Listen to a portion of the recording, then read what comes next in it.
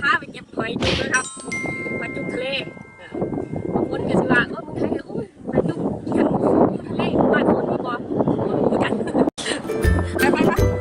เรามาดูว่าสิได้บ่เด้อ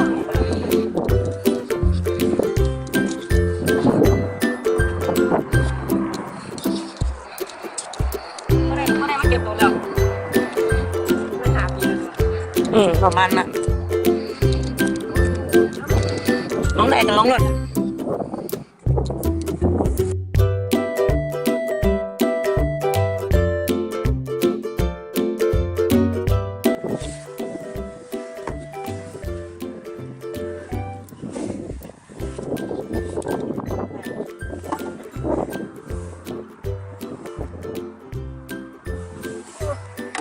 โตบ่ใหญ่ปานใดนะมื้อนี้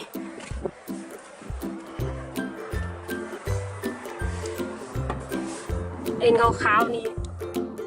หอยนางรมเป็นหมดเลยมีแต่หอยนางรมว่ะ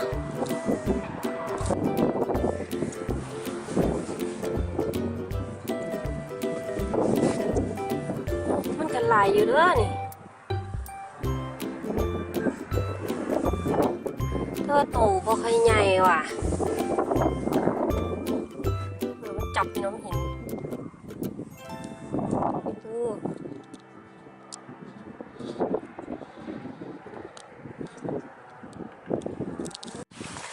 วันนี้อยู่เป็นกลุ่มเลย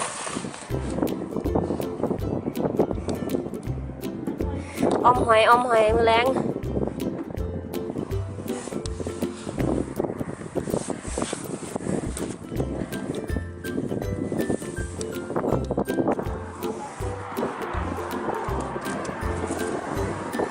ตัวน้อยตัวใหญ่รวมเป็นอยู่ต้องเลือกเอาหลายขนาดเลย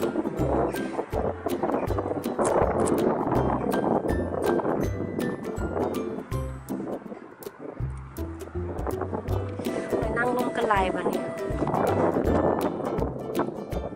มีน้ำมันขับเอาเด้อ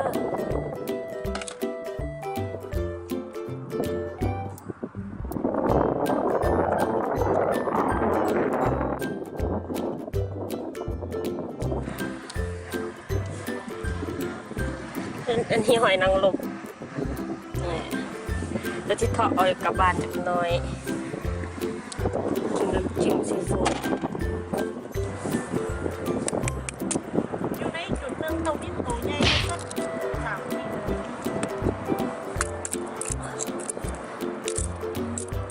มันตัวนี้ส่งน้ำอยู่ตัวนี้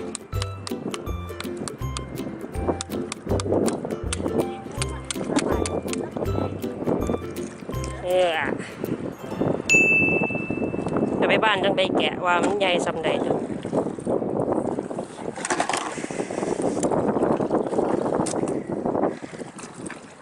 ตัวนี้ก็ทรงใหญ่เลย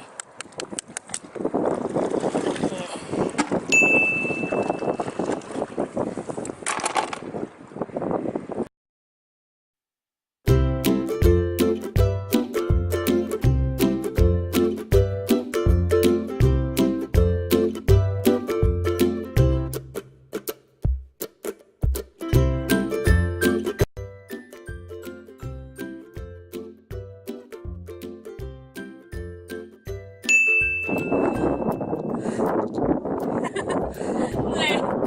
2 ชั่วโมงจะไปเปิดผลงาน2 ชั่วโมงได้หลายคนเลยโอเคครับหนาวแล้วก็2 ถังก็2 ถังถังใหญ่เติบด้วยถังตรงนาด้วยถังไปยืนข้างๆนะ